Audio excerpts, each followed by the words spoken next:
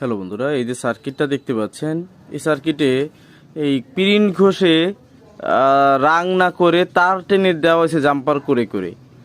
এটা কি পাগলাম তিনি আপনারা বলেন?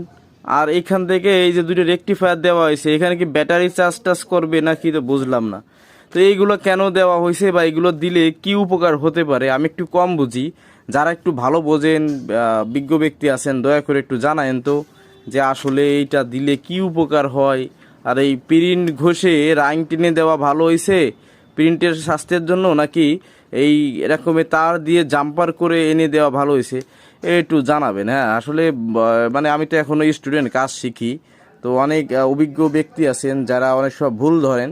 তো যেহেতু ভুল ধরেন, আপনাদের থেকে অনেক কিছু শিখতে পারি। হ্যাঁ, আপনারা অনেক পজিটিভ, বুঝছেন, আপনারা ভালো। আপনারা ভুল ধরলে আমরা শুধরাতে পারবো, কারণ আমার শুধরানোর গুণ আছে। তো দয়া করে জানাবেন যে ব্রিজ বুট করা হয়েছে ঠিক আছে, কিন্তু এই দিকটিগুলো দিলে কি কাজ হতে পারে। যারা অভিজ্ঞ আছেন দয়া করে একটু জানাবেন।